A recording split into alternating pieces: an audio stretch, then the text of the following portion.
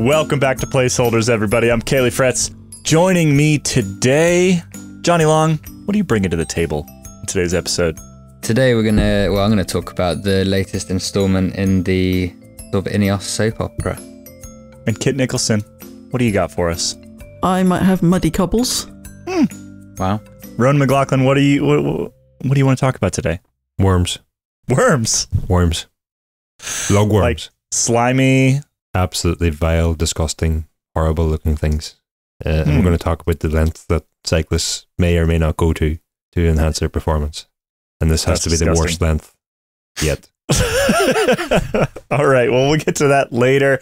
Welcome, everybody. I'm excited for today's show. We got a good one. It's a good off-season show. There's actually a fair amount going on. Let's kick off with this Ineos story. Now, I feel like over the months on this podcast in particular, we've sort of brought up the Ineos stuff numerous times, and frankly, more often than not, the conclusion is we don't actually know what's happening or what's going on. We do a little bit now know what's happening. There was some announcements this week. Jonny, what is happening?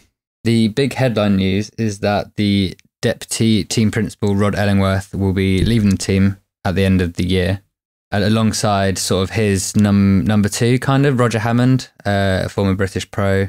Matteo Tezzato is also out, and there's also the head of performance support, who is a guy called Ben Williams, who's like an ex-British Army guy. Like 4 staff members. I think there might be other staff members leaving as well. There's at least been rumours of that, like key people.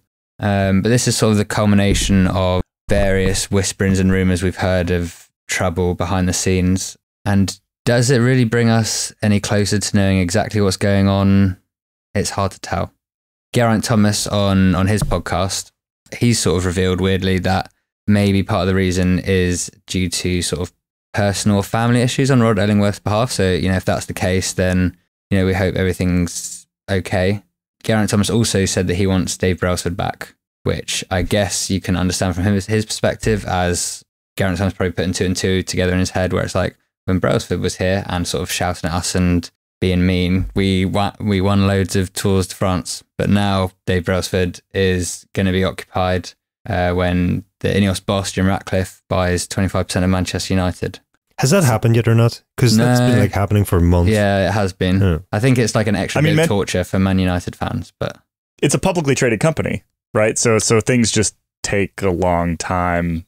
Yeah, but I think the Glazers have... This guy is buying 25%. He has billions to spare. Just take his money and be done with it all. It's to do with the Glazers. I think the government has opinions. Don't overcomplicate this. Just, Well, there was a bidding issue for a while, wasn't there? There were a couple. There was a sheikh involved, or potentially. There's always a sheikh involved. Well, yeah, and then he withdrew interest. So that feels like it's been something we've been talking about, or it's been on the fringes of cycling for ages and ages and ages. Well, and you can imagine that it hasn't helped with the vibe at the British team, as did the whole Remco Evenepoel drama, I think, because from what we've kind of understand, the various bits and pieces, there is sort of significant underinvestment in certain areas of the team that would like keep the staff happy and the whole thing ticking over. And as professionals, you'd want like a £50 million budget team to be. How does that happen? You underinvest when you've got like so much money you don't know how to invest it all.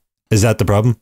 I don't think they have as much money as they did. I think that's part of the, or they were holding it. Like kind of what Jonny was intimating there is that potentially the feeling inside the team was that potentially this money was essentially like being held back in case they needed it to buy Remco or something like that. I don't know how accurate that was, but that was certainly a sense that was pervasive. Now, obviously, Remco did not go over to that team, and they basically just re-signed a whole bunch of the riders that were out of contract with them. It's still not a world-beating team going into 2024. There's no question about that. But yeah, like, we heard broken cars and like really basic stuff. And that's one of the things that, yeah, I guess kind of triggered us thinking about this and looking at this a little bit differently, because it feels like just a dramatically different program than even a couple years ago. And some of that is maybe on Ellingworth. I don't think he was particularly popular internally, made some weird decisions. But a lot of it is I think just, support and investment that seems to be like the attention of the Ineos sports people, including like Jim Ratcliffe's son, who was for a while involved in the communication side at the cycling team. The attention is just all shifted over to elsewhere, right? Either the Nice football team or Manchester United, which is how big a multiplier greater is Manchester United in terms of like global impact versus the Ineos cycling team. Like it's many, many, many times. So not too surprising. I think that's where the attention is, and the cycling team is kind of not left behind, but just not what it once was. Are they in a sort of chasing their own tail situation where there's talk they were going to sign Pogačar, then there's talk they're going to sign Remco.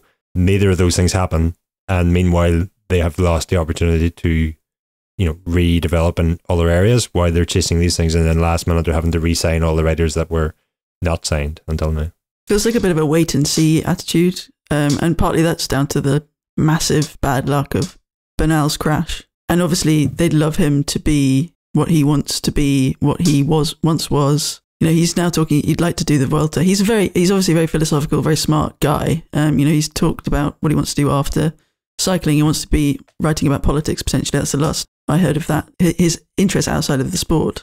But he's now talking rather philosophically about just wanting to target the Vuelta, and that's the only thing missing from his Palmares. There's also with, we talked and waited and talked about the lack of signings and re-signings at Ineos, and there's that also. It also feels like they were the Death Star team, the mega team, the guys who would turn up at the Tour and sterilize it and win it, and everyone would be very impressed, but a bit like, oh my god, what do we do?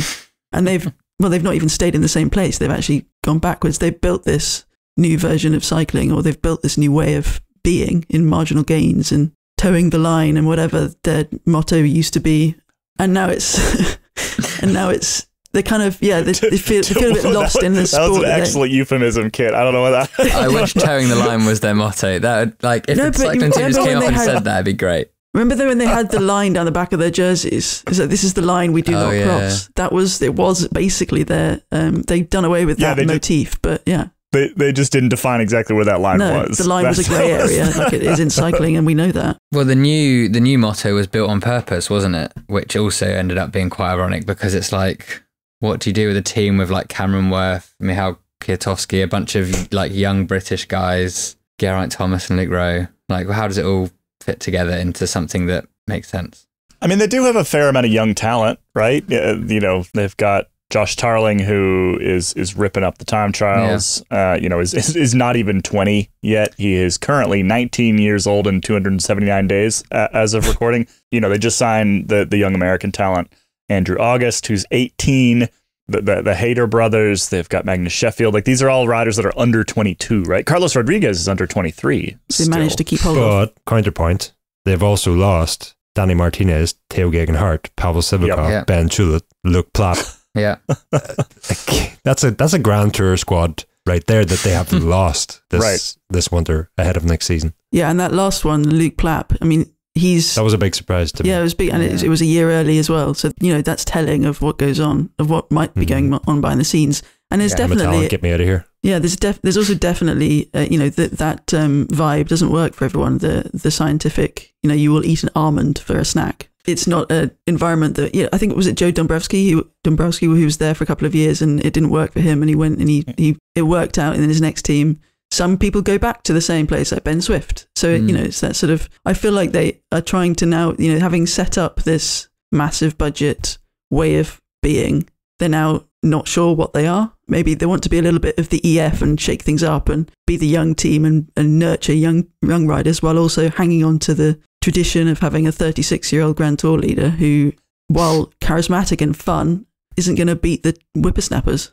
Absolutely not. It's a nice reminder, though, that dominance is fleeting in sport, right? Like it's very rare that we get truly dominant teams or individuals for more than really just, a couple of years, like sort of 3 to 5 years. It makes me wonder what's going to trip Jumbo up, right? Like, this fall kind of seemed, it might have already happened. I mean, this fall seemed like the trip up, right? Like, they've built this squad that now requires so much cash, and they don't have a billionaire benefactor at the moment. They have like actual sponsors that they need to get that cash out of. If that starts to fall apart, this is why, like, Richard Pluga is trying to change the business model of cycling and all the rest. Is I think he's staring down the barrel of, well, if I'm essentially one sponsor away from this entire thing that I have built disappearing into a poof of dust.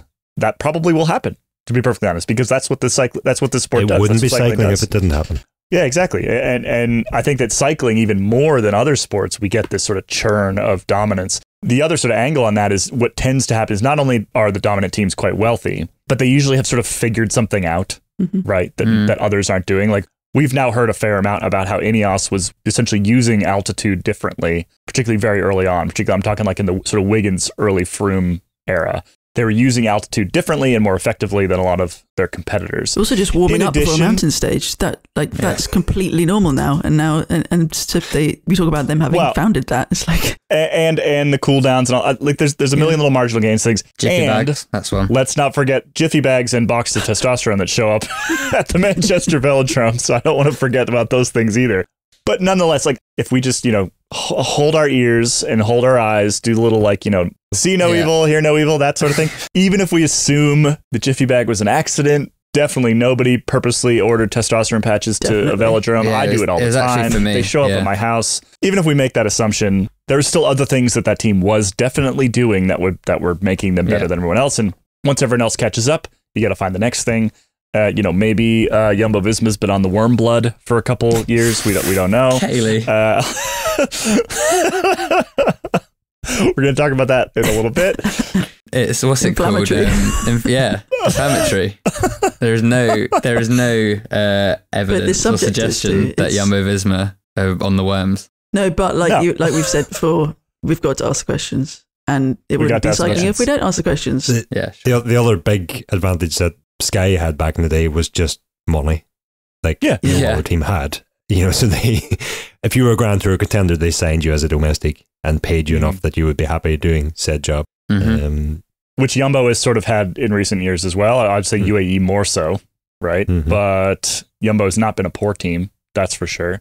They're not the richest, so no. And part of their trouble was that they kind of they made their overheads too big and didn't really know where the money was coming from next. So they dug themselves a bit of a hole. They've said they're surviving. I took this one off track a little bit here. Do we think Ellingworth leaving and some of the other sort of top brass over there leaving, do we think that this is potentially a good thing for the team? Do we think that Ineos can come back in the future? I mean, they're still owned by the richest man in Britain, right? Like, they could have the cash if they had the leadership and they had the vision. Ratcliffe can find a couple extra $1 million to buy the riders that they need, whether it's Remco or whoever else. Do we think that is a thing that can and will happen in the coming seasons? I think one thing that they do still have this season to come in particular, and if we talk about 2-year cycles of contracts, is that they do have much the same team of riders, and it's when you get a new leader at a new team it sometimes takes a bit of time to work out the new dynamic, and it's why Roglic's move is great for cycling, but it might not work straight away. And if we expect it to, that's going to be a big storyline. But yeah, I think that's one thing that keeping Geraint Thomas around for sure. He's a guy with, I don't know. I imagine he's a big character on and off the bike for everyone. Yeah, good for the parties, and that's great for the young guys too. I'm sure a bit of team building. But yeah, I think that's probably at least one positive is that they have that consistency. They've got a lot of the same guys. I think to answer that question, we need to hear from Ineos what they want to be. I don't think we can judge them on Grand Tour results for at least 2024 because they just haven't got the lineup. They've got Carlos Rodriguez, but is he going to be a favourite for the Tour? I don't think. No. Is he a favourite for the top 5? He's a top 10 contender, that's for certain. He probably could make it into the top 5, but he's not going there to beat Dynamic Duo, Adam, the terrible threesome or whatever they're going to be going forward. But well, it's a quartet, isn't it? Charismatic quartet. But in terms of one-day races, I mean, you've got Tom Pidcock and you've got they do have a squad that can challenge there, and our Ghana, and there's a few monument wins, which is more than possible next year. Will that make a season for them? I mean, we think of them as a Grand Tour squad, so probably not. But if we step back and rethink of them, maybe that is where they're going. I think when you're you can't, once the genie's out the bottle, when you've won that many Grand Tours, it's so hard to regress and go back to not being that, not even as dominant, just winning any sort of grand, or going 2 seasons without Grand Tours. On the actual point of, is it how bad is it that Ellingworth's going? I think it's quite hard to find that level of experience, I think, embed it into a team, and to replace that many staff members when they leave so late in the year. You can only imagine that things are going to get even worse before, because the 2 stage wins that this year's tour kind of papered over quite an underwhelming season. The classics or the tour question is kind of like the great British question of our generation: Oasis or Blur? You know, they're both pretty good. How do you pick which one you would prefer? Stones or Beatles? Oasis are Grand Tours and Blur are the classics. Because you can prefer the classics, but that you can't imagine a world without the tour. Not being able to imagine a world without the tour was Sky's problem for quite a long time, in a way. Obviously, it wasn't a problem if they were winning it, but that's just what I was leading to. Yeah. It's that kind of, you know, they should send their Tour de France team to the Giro next year and they could win it. As in their Tour de France team in their current form. So, you know, the Carlos Rodriguez, Geraint Thomas, Timoner Arisman, send a bloody great team to the Giro. It's more the is focusing on the... Yeah, it's more the vibe of like, it's fine if you're winning everything and like being kind of miserable and stuck up, but like when you're not fun and not good, then I think that's where they get a lot of flack. That's because if you walk around like you own the place, but you're renting like a corner of it, then it's just like, what is this about, fellas? Yeah, like at least EF when they're terrible and don't win any bike races, they're also entertaining. Yeah, because that's the point. Lachlan Morton. That's the point of it. Things like that. Yeah. James Shaw and Esteban Chavez like coming 3rd and 5th on like a big mountain stage. Well, I mean, I can't even remember who won that stage, but I remember them two because of the way they tell the story of their races and stuff like that. And they're always happy with that sort of result. Can we get the Fallard Head sketch of Oasis or Blur and pop it into this episode? I have no idea what you're talking about. All right. I'm cutting it off. We gotta go learn about worms. So we'll be right back. All right, we've got something kind of exciting to announce this week. We are doing a classics trip for members. I'm pretty excited about this. We're going to be partnering up with Bike Style Tours, and it's going to be a 7-night trip from Monday the 1st of April to Sunday the 7th of April. So that's basically the Monday after Flanders through the Monday after Roubaix. Roubaix is kind of the centerpiece of this thing. We're going to ride with Johan Museo, who's going to teach us how to ride on cobbles. We're going to visit the famous showers. We're going to have some really good dinners and probably a couple beers throughout. We're going to go do some sort of more cultural things. We're going to go check out the Flanders fields from World War I and things like that. Plus, it includes an entry to the Paris-Roubaix Sportif on the Saturday ahead of Roubaix, and a whole bunch of our journalists will be around. Might even record a podcast, I think, sometime in the middle of the week. Ronan, Kit, Johnny, I think you guys will all be there. Mm-hmm. So, I mean, convince people. I'm just thinking sign up. I'm just thinking about the last time I rode with Johan Museo, and I said to him, "Oh, Junge," which is like what you would say to someone less senior than you, and he was obviously much more senior than me. He might have loved that though. Yeah, I don't know. Well, I'm very excited because I've never met any of my colleagues, let alone any readers, and I've not been to the classics. So it's not even sure that we exist. No, they were just floating torsos. If you are interested in joining us in Belgium in April for the best week of bike racing all year, head over to escapecollective.com/summit. Welcome back, everybody. We're here to learn about the worms. Ronan, tell me about the worms. The worms you're referring to are marine worms, and more specifically, the hemoglobin that they have running through their veins, which means that they can live for up to 6 hours without breathing, I think is the fact that I pulled out that is right at the top of my notes sheet here. What's their lifespan? Because that sounds like for a worm quite a long time. 6 hours. They don't breathe for 6 hours and they die. 5 hours, 59 minutes. Yeah. What are these worms called? Like lugworms or they're not earthworms. They're marina lugworms. I don't want to get us off track too fast, but the first headline when you search lugworms on the internet is "Lugworms and Poo and the Secrets They Hold." I think if you click on that, the secrets that the lugworms hold are their hemoglobin. Okay, carry on. Anyway, do you want me to explain what we're talking about? Yeah, yes, sorry. please. Okay. So this is the story that is doing the rounds this week, that apparently this lugworm's hemoglobin is potentially the new doping product extraordinaire doing the rounds within the pro peloton and other sports, presumably. if this does prove to be true. And basically it all stems from an article that L'Equipe. Was L'Equipe. No, I know. Yeah. You looking for the doctor? No, I know his name. I'm looking for his. Yeah, doctor is his qualification. Yes. That I was so prepared for this, and now it's been derailed That's entirely. my bad. I'm sorry. No, it's my bad for forgetting that doctor is a qualification. But anyway, it all stems from an article that appeared in L'Equipe over the weekend with Dr. Frank Zahl, who, as the story goes, he basically about 15 years ago questioned how lugworms can survive for up to 6 hours without breathing. So basically, long story short, he went and dug up a whole lot of them, did some studies on them, and the sort of too long didn't read version of that study that he conducted was that the lugworms can survive when the tide goes out. Basically, they burrow down into the sand and they live down there. They've got gills like fish, so they breathe in water. When the tide goes out, they don't follow the water, they stay in the sand, they dig down, they go down there, and it's like, how do they survive without breathing?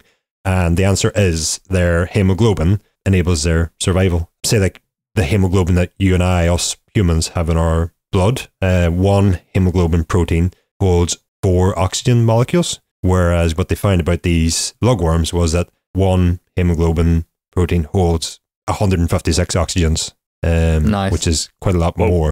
So yeah, what they also found was that the lugworm's blood is basically like universal. So it doesn't have the A, B, and O antigens that basically give bloods their different types and that. So basically anybody can theoretically have lugworm blood. And yeah, long story short, he developed what he has called, I'm going to butcher this pronunciation, Arincola marina lugworm, which is basically an extracellular hemoglobin for medical use. When you consider that it's as a product, it's easy to administer, it has an incredibly short half-life, it's unlikely to show up in blood passport screening because what they're saying is it doesn't actually affect your hematocrit the same way human or bovine hemoglobin would, and it's also readily available, a point that I will get to in a second. You can see why it might be quite attractive for some nefarious athletes and their nefarious doctors, and in terms of its oxygen carrying capacity, why that might be useful to an athlete. So, and my understanding is that the way that WADA, well, first of all, there's a no needle policy in cycling, so administering this would in theory break that anyway. But WADA basically, like, they don't have to have listed worm blood as something you can't put inside your body. You basically just, like, you can't have anything outside. You can't put anything into your bloodstream. It's basically what it comes down to. So the rules would ban this, right? Already do ban this, and then, like I said, in particular in cycling, it also is detectable. We've got a needle ban. It's also detectable. Right. The issue with detecting it though is that you basically have to test within a 4 to 8 hour window of administering it. So say out of competition, a rider has to give their whereabouts for 1 hour per day. Outside of that 1 hour, they do not have to be available for testing. And so you've got 23 other hours in which you can get up to all sorts of nonsense. I would imagine that, this isn't a question that we can truly answer, but in theory, is this something you're going to get like long-term benefits out of? Or as soon as you can't test for it, is it also going to not work anymore? So here's the thing, and the thing that I haven't seen reported about this story so far is that, like many of the drugs used in athletic performance enhancing, they were first developed for good reasons and mostly around saving lives and stuff and medical use. I don't want to get too deep into the woods here, but long story short, Zahl did the study in like 2007, I think. He then set up like a company. They bought a 13-hectare aquaculture farm. They found a way to basically harvest the lugworm hemoglobin. That, from what I can understand, that involved like rapidly switching the temperature of the environment that lugworms are stored in, and sort of prompted them to reproduce more quickly. And so they're basically farming this stuff now. And the whole intention was that the hemoglobin would be used, and forgive me if I'm simplifying this too much, but basically the goal was twofold. One, it's like used in transferring and storing organs for organ transplants, and it changes how long you can store these organs outside of a human body, effectively, from hours to days. So that is a huge benefit there, and it's currently being used for that use case. There was also plans to develop like bandages that could go directly onto serious wounds, and the type of wounds that diabetics would sort of chronically suffer from, and the idea being that if you can apply hemoglobin or oxygen-rich hemoglobin directly to the wound, it helps it heal quicker. And I think the ultimate goal was to develop a hemoglobin-based oxygen carrier, or a HBOC, as it's known. That is something that a lot of, I don't know if it's companies or doctors or what, have tried to develop in the past. Problem with that, though, is that these carriers, they don't have the same components that our natural blood would have, and so as a result, if you inject them or use them, they can lead to kidney damage, to high blood pressure, to all sorts of side effects which are not really all that desirable. And so that is the missing link here for me, is like, and I'm not saying it doesn't exist, but the missing link that I haven't found so far, and admittedly I haven't researched this all that deeply, but the use so far for this lugworm hemoglobin is in organ transplant or organ storage and transportation. It hasn't actually been approved yet for sort of use within a human body. Now, just because it hasn't been approved doesn't mean that athletes won't use it for performance enhancing. That wouldn't be the first time that has happened. But the point I'm getting to is that if it is being used in a way that could be performance enhancing, there are serious side effects to that may well be enough to turn people off the idea. What I think is a little coincidental, maybe a lot more than a little coincidental, is that Dr. Zal's product, effectively, he's got a couple of different products that are stem from all this research and development that he's done, but one of them's recently been approved for medical use in Europe, been approved, given the CE marking, allowing it to be marketed for medical use in Europe outside of the body, so in transferring organs and stuff.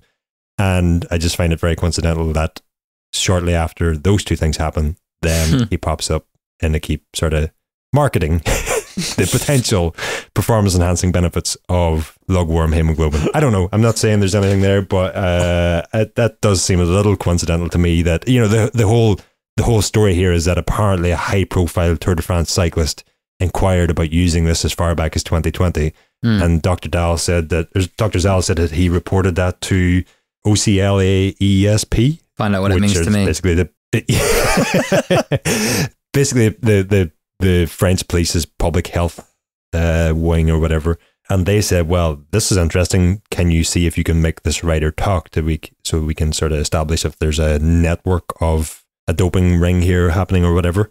What Dr. Zal said in that Keep article was that 10 emails later he sort of decided, this isn't my job, this is police's job, so he sort of left it there. I think understandably he wouldn't provide any more details. If he'd be getting himself into all sorts of legal issues if he just like named who that cyclist was. But yeah, questions. It's one of those perfect sort of off-season stories where it's like worms. That's what's happening. So I do like your discerning take. I appreciate, and especially the thing about the marketing. The disappointing thing for me is that, like, in other crimes or like bad things, like there's punishment for intent. So if you're contacting a worm guy about his super bloodworms, that should be enough to at least be like, this guy has been asking about the magic worms. Just so, like, we're not saying that he's used them, but the fact that he's been asking about the magic worms, that should be, I feel like something should change where we should all get to know who that is, because that seems weird and wrong. But the other thing is that the other sport, just on top of like the use that's there outside of the organ transplant, is that the famously ethical and moral sport of horse racing, that's where the magic worms have apparently been used as well. So horses are getting injected with the magic worms too. Yeah, I'm with you, Jonny. It's like, if this happened in 2020, it's almost 4 years later. It's 3.5 years later. He reported it to the police at the time, but how has nothing else happened about that in the meantime? Well, I guess the question is, did nothing else happen? There's a 4 to 8 hour window you have to test within. There, as was reported, in the story, there's some teams that were subjected to like doping controls seemingly randomly, but very, very close to the start of races this year, like within an hour of the start of the race. And is that actually off the back of that? In France, doping is a criminal offense, as is attempting to acquire doping products. And so if this was defined as a doping product, like the French police could chase you down just for trying to get EPO, for example. If they had anything to go off of from these 2020 emails, we know the French police are not exactly shy about chasing this stuff, right? Like they love this sort of thing. I mean, every time it happens, whoever runs the local Yvonne sort of investigative department, like that it's it's a career maker for them, right? So they're all about it. So I think if there was much there in 2020, we probably but I guess it's not a doping product earlier. Well, that's what I was. Yeah, if it's not explicitly on a list, then I mean we all know the history of cycling. There are these grey areas which they'll play in until WADA catches up. Yeah, so maybe it's a case of. It's actually, again, they can't. These you like hemoglobin-based oxygen carriers, they are banned under WADA's anti-doping code. Okay, fair enough. Yeah. I don't know the exact ins and outs and legal ramifications of whether a lugworm's blood is considered a H-Bock or not. But the other thing that Dr. Zal said was that he had already helped the French police during the Operation Adderlass investigation a couple of years ago. Now, off the back of that, there was obviously a heck of a lot of bans that handed out to different riders, past and present, off the back of that. But the other thing that happened was the Cycling Anti-Doping Foundation carried out, I can't remember the exact number, but they did a lot of tests after that happened and a lot of reanalysis, and they found none of these hemoglobin-based oxygen carriers in any of the... And there was quite a considerable number of tests that they did. So again, just... to sort of flip the age-old saying on its head, just because you haven't tested positive or something doesn't mean you're not doping. But yeah, this doesn't feel like it. If you're sitting out there, if you're one of our listeners out there, and you're like, I wonder how Jonas Vingegaard and Tadej Pogačar are faster than the riders who were on EPO in 2002. If that's your question, I don't think this is the answer. I don't think that question comes up so often. I don't want to get off track here, but just while we're on the topic, I want to say that I think there are a heck of a lot of answers to that question. Doping may well be one of them. But not I'm not worms. saying it's not. But there are a heck of a lot of other explanations that contribute. There's a lot of contributing factors to how they're faster. It's not just they're pumped full of warm blood. Yeah, it needn't be doping. It might not be doping at all. It could be. It might be doping. I don't know. That's not what I'm saying. Yeah. Oh no, I'm agreeing. I'm agreeing. Yeah, but probably not worm blood. Yeah, but not worm blood. What you said a minute ago about this might not be the whole story. It's not a good story to say, oh yeah, some cyclist approached me and then it was sorted out and it was all fine and it's happily ever after. That's not a good story. So it might be that we're going to get it trickling through and they just want to draw it out. Well, I don't know. It's just better storytelling. I'm trying to think. If you are hearing about this for the first time off the back of the doctor talking about it for the first time publicly off the back of the product becoming commercially available, you can find more information on hemarena.com. Not saying that's the motivation behind all this, but I'm sure it's a welcome side effect. A bit of publicity. I'm trying to think of an animal's blood that I'd less like to have injected into me than worms. Maybe pigeons or rats. But worms is the top 5. I was just checking. Worms are animals. Yes. Maybe not a 1990s. Maybe not 1990s professional cyclist blood either. Well, I mean, the question then is the blood you're getting from the person that you're getting it from? Was the question during the 90s. Oh, I see. So wait. Yeah. All right. So there are worms. The worms are out there. The worms may or may not be impacting professional cycling. We will keep an eye on the worms. Yeah. And if the worms do anything.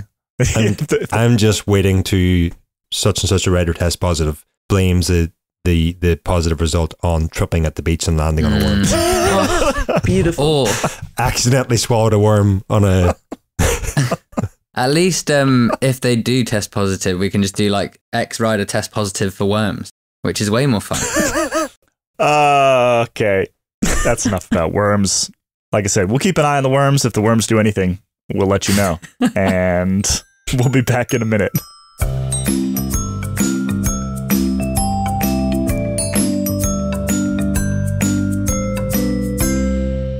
All right, let's get to we got some more news to chat about today. There's like I said, there's a fair amount happening in cycling this week.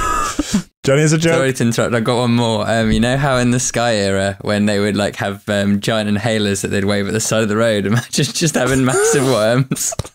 Oh yes. Well, the next excuse will be, no, I was ordering fishing bait. Yes, like a drunk Frenchman in a Speedo, just with a giant worm just running up like a 15% incline. I can't wait. I mean, we're gonna see it next year at the tour. Like if we don't, I'll be deeply disappointed at this point. Okay, I'm guessing you don't have Colin the Caterpillars. Oh, wait, what? Yeah. God, yeah, it's brought Colin into disrepute, hasn't it? Look, no, Colin's a caterpillar. I'm just worrying what. It's not what a worm. The worm version would it be. Willy the worm? I think we have a Willy the Worm. It doesn't. Wow, sound we're really great. getting off track now. We've left worms entirely. Yeah, there's a Willy the Worm. There's a Willy the Worm like kind of TV show. No, that's not what we're talking about. Colin the Caterpillar is a cake. And toddler book. So David Lepartien, like a couple steps removed, but not that far off. I think that David Lepartien once again has chucked this out into the ether. I don't know if this will ever actually happen, but Kit, what he says is that Roubaix and Flanders should maybe go to October, right? He didn't quite say that. He responded to ideas that they could.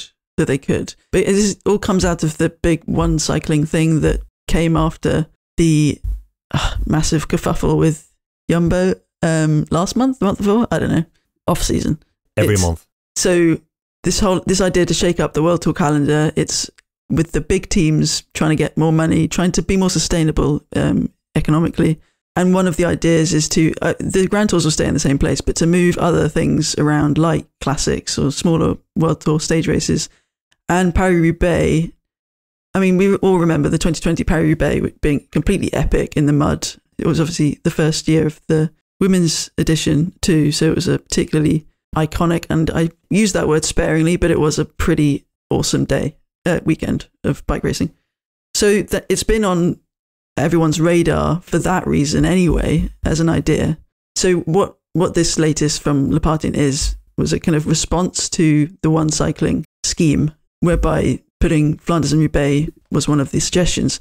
The problem with that, though, is that one of the other things that big teams and cycling in general wants to achieve by 2030, and this came up in the UCI 2030 agenda, which I think was the big summit at the World Champs, there's this desire to target, more than a desire, there's an objective to reduce carbon emissions by 50% by the end of the decade, essentially. And so Lepartien is quoted as saying that at the moment, with all the classics being in Northern Europe for, 5 or 6 weeks, you get most teams, even the same riders, staying in one place for that whole period of time. And you're not bouncing all over Europe and the world, loads of long transfers and expensive fuel and all that sort of thing. So there are issues to it. And so actually, although obviously the big draw, the big idea being that Paris-Roubaix could be muddy again is one that we can get excited about, is actually less of a, this could happen, and it's an option, guys, but I think it's probably unrealistic. Can I say, from my recollection, that having always wanted to see a muddy Roubaix, within about an hour of the race starting, I realised that I did not want to see a muddy Roubaix ever again. It was scary. You also rode wet cobbles for the first time, or wet Roubaix cobbles for the first time, and we're like, oh, that's terrifying. That was the first time I rode Roubaix cobbles. Yeah, we hit Arenberg with no prior preparation or sighting even, and we hit Arenberg in the wet. So yeah, I would just sort of caution that sort of desire from everybody, especially the riders at the time, were sort of communicating how sketchy and dangerous that was. The other thing, which I think is because you could obviously get a wet Roubaix in April or whatever, also didn't happen for 20 years before that, but it could still happen. The bigger question mark for me is, do we want to move races like this when it's actually like the one part of the season that has a bit of narrative to it? It's Holy Sunday. Yeah. Holy Week. Yeah. You've got the other cobbled races building up to it, and it actually makes sense. The same riders are racing week in, week out, preparing for the big one at the end. Move the Ardennes. The Ardennes doesn't work. Yeah, move the Ardennes to like just after Lombardy, and then Pozzato can have his whole thing as well, and it actually makes a bit more sense. Why try and move one of the few things that really works with the sport? Like, of all there's probably 10 things you can count about cycling where you're like, that makes sense, that's sustainable. why are you trying to October? By the time you get to October, I think there are other sports and there are other things that are of interest. You know. I don't know who made these comments. You were saying it wasn't actually the party end kit. He was just responding to them, or who made this suggestion. It's a response to the potential calendar shakeups and the one cycling thing. Yeah. And to me, it just seems like not really understanding.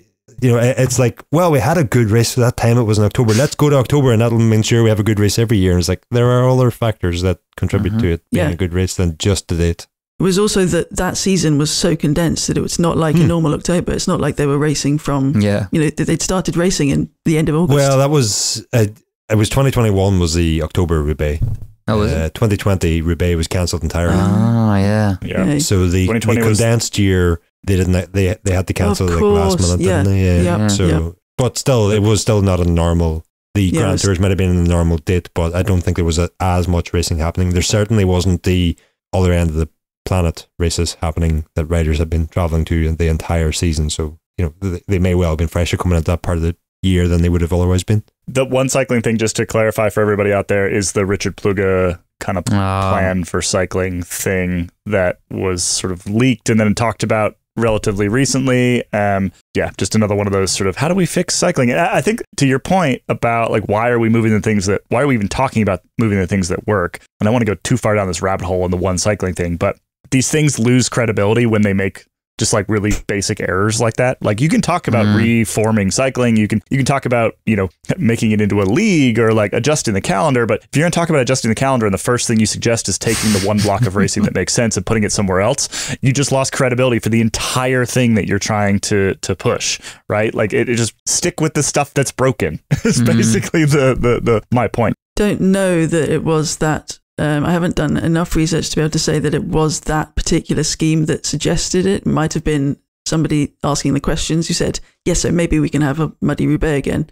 I don't know the full, you know, we haven't seen the full planning for this thing. Well, that's what I would want to know is like, there may well be a good reason for this proposal. But if it's that we want to see a muddy Roubaix again, that to me is not a strong enough argument for moving the date of the, as we've referred to a couple of times, the one thing that works in cycling. But I think rather than these news stories doing the rounds about we're going to change this and we're going to do that and we're going to do the other, I think what we all need to hear first of all is, here is what we want to achieve, and then when we know what we want to achieve, here is how we're going to do it. If moving Roubaix is part of how we're going to do that, then I'm open to listening to that. But if it's just like, we had a good race in October that time it happened, let's do that again, no. Yeah, like the Rafa roadmap from a couple of years ago was the closest thing I've seen to that. But I mean, that, as good as it was, nothing came of it. But I sort of said that as if I was blaming Rafa for that. No, that was like cycling itself again. The most probably valid and credible part of this recent Lapartien interview, I think, is referring to this new Pluga. I think it's Jumbo-Visma, UAE, and Ineos are particularly involved. So it's some of the most moneyed teams in cycling. That sounds good. Well, they're not the only ones, but yeah, there's this Super League kind of thing. And one of the things that Lapartien, to his credit, did say was that he would caution against that sort of, even use an analogy saying that you've got one peloton where they've got the Vingegaards, the Roglic's, Pogačar, Evenepoel, whoever emerges as teams Ineos' next big thing. And then you've got a whole second peloton who's just trying to hang on. That's not the way to go, and that's damaging to cycling. So another thing that was mentioned was and so this came organically from him rather than responding to something that somebody else had said, i.e. the Paris-Roubaix thing. So he's talking again about a salary cap reform, which has been talked about before. So who knows if that could ever work. It's just every off season. Yeah, it's every off season. The same topics. Again. That's why the worms are so refreshing. I love the worms. The worms is my favorite. I'm moving on from this. Is there any? Nope. No. Is worm related? Okay. Okay, is there any provision in the One Cycling Manifesto that for the slower teams in the peloton, like say they get to the top of like the second to last climb, are they allowed like a big gulp of worms and then it it's like a Zwift power like a handicap? Can I just clarify that it's the worm's hemoglobin is the only part of the worm that you want? But it's not funny though. Yeah, but maybe do we know how carbohydrate based these worms are? Maybe it's ironically two birds with one stone. Yeah.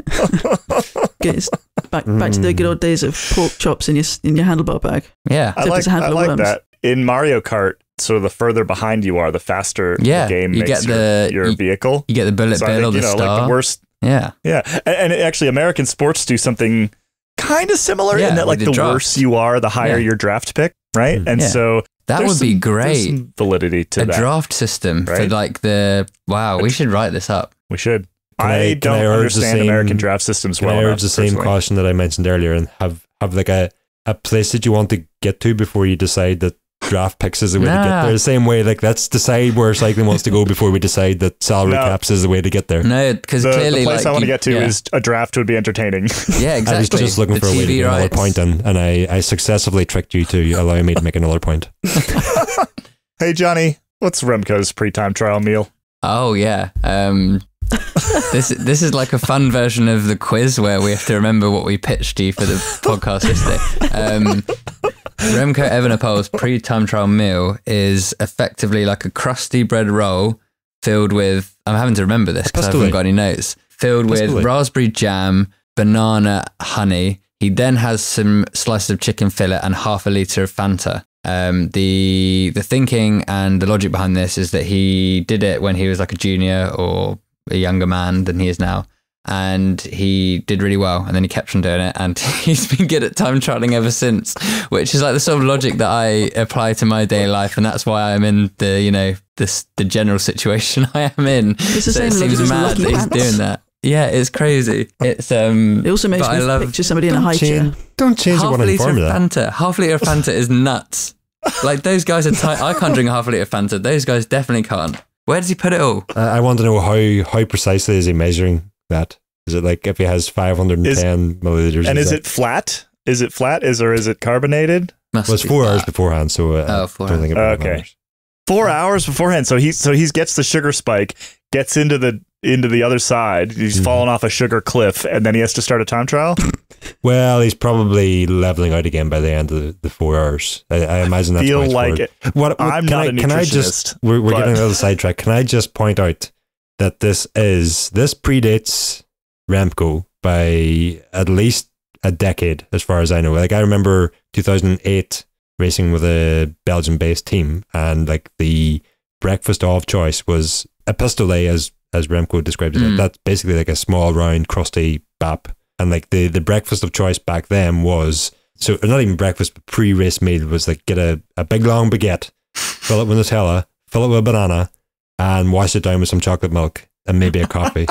So like, I mean, the exact makeup of the meals might change, but it's basically just fill yourself full of sugar, release the spring or whatever, the coil, whatever it is, come start time. I was wondering, because a former Prime Minister of the UK, David Cameron, I think this is him, he used to do a thing where he would go up on stage to do a speech while needing to go to the bathroom, because it would then make him really focus and just crack through it and not waffle. And so he'd be up there the whole time, like just absolutely desperate for the loo, but then it would really focus him. So I wonder if that's like the Remco thing, where you get on the bike, you're like, from that Boris never needed to use the bathroom. Anyway, that's. I think I think Boris was just going all the time. I think he had like large adult diapers. Yeah, maybe that's Remco's secret, is that you're on the ramp, just like, the reason they're like jiggling their legs and like shaking them is because they're just desperate for a wee. It would make you go quicker. What I will say also to add to that is that we were watching like these Belgian riders who were admittedly better than me anyway, eating everything that we knew at the time was just like, this can't be, regardless of performance, just think about your teeth, guys. This can't be right. It was around about the same time that, pro teams were starting to get switched on in terms of nutrition. Around the same time, Alan Lim released his book. I can't remember what that book was called now, but it was a really good Feed Zone cookbook. The Feed Zone cookbook, yeah. And we were like trying to like take recipes from that and try to eat like porridge and that for breakfast. And then we had the Belgians saying, porridge is for the donkey. You come fata. So those same writers went on to do a heck of a lot more and actually get proper pro contracts. So who am I to argue? Reminds me of Thomas Again's M&M diet. He said he ate 4 kilos of M&Ms last year, or the year before, whatever. Whenever I read that interview. How much is 4 kilos? That's actually doesn't sound like that much for a whole year. No. But for a cyclist, it's quite a lot. How much is the bag? Like 250 grams? He turned up to a training camp once with 10 bags of M&Ms. He's also retiring, He's and also that's our retiring. last news. Yeah, bit that of was my today. segue into Thomas. Oh, nice kid. I appreciate that. That was He really also nice of them. famously does not take massage. Yeah. Heck of a lot of other things. So again, your mileage may vary.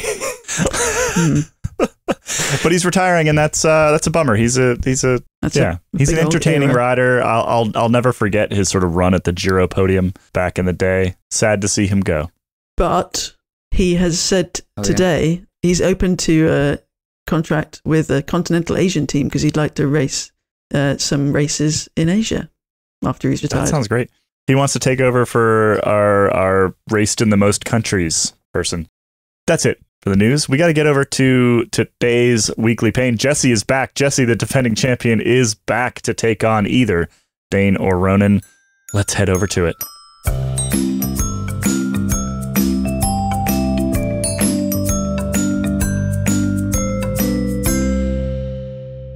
All right, everybody, it's time for this week's Weekly Pain. Our grand champion is back once again. Jesse Jardim, you have thoroughly trounced Ronan and Dane in the last 2 weeks. Who would you like to thoroughly trounced? Ronan, Listeners don't know the full story there, so I'm going to ask you to rescind that comment. I made some strategic decisions with Dane, so I don't know if that was a trouncing. No, that's smart. I'll reveal that we mulligans my first one, and so Ronan is a little bitter about it. Feels like he deserves redemption. And he already hates the game, so like it doesn't help. Yeah. Well, let's get right into it. Who do you want to challenge this week? We're gonna go back and forth. It's gonna go back to Ronan, and I think it's only fair to give him his redemptive opportunity. I think so. Okay, so this is another game of categories. We're back to categories, and this is kind of a tricky one. This is not like the one we had 2 weeks ago, where you guys got all but 3 or 4 of the answers. This is a hard one. So this is what I'm looking for. Can I just first of all convey my gratitude in being asked to participate in this week's? Yes, you may. So this week's categories, Weekly Pain. I'm looking for riders who have won a cyclocross world championship. Pretty sure elite. I should really clarify these things with the quiz making intern before they show up. But I'm pretty sure elite world championship in cyclocross and at least one pro road race. There are, as far as I know, and as far as the intern has been able to uncover, 1, 2, 3, 4, 5, 6, 7, 8 riders who fit in this category.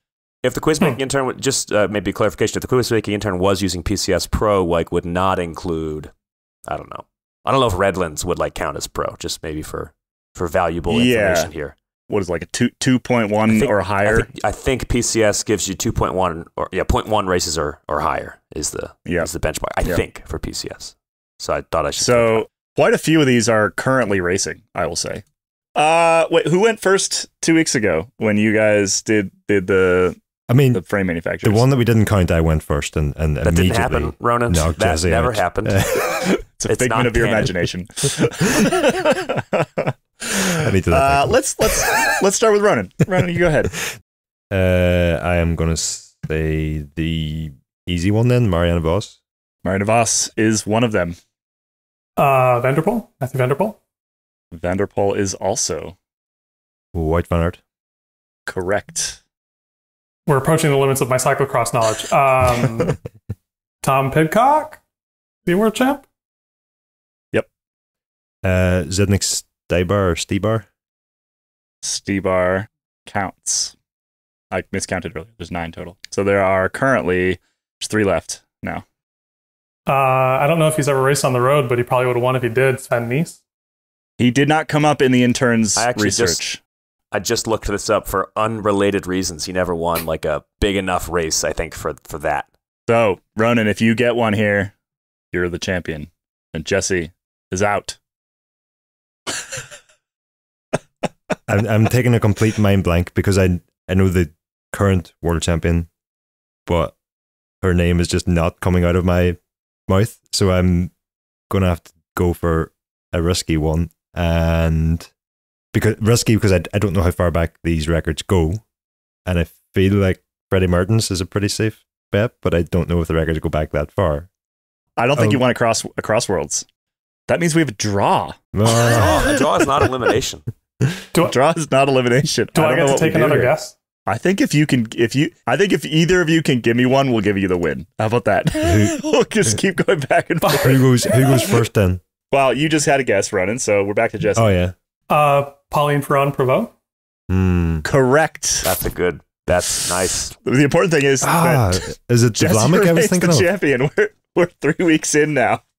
All right, everybody, we're out of here. We'll be back next week with another episode of the Placeholder Podcast. Make sure you check out the other pods that are on the Escape Collective Pod Network. We've got Wheel Talk. We've got some special episodes, some special member-only episodes of a lot of our pods going right now. We got Geek Warning just launched some, Wheel Talk just launched some, and of course, Ronan's Performance Process out every other Friday. Yeah, yours. Remember that one, Ronan?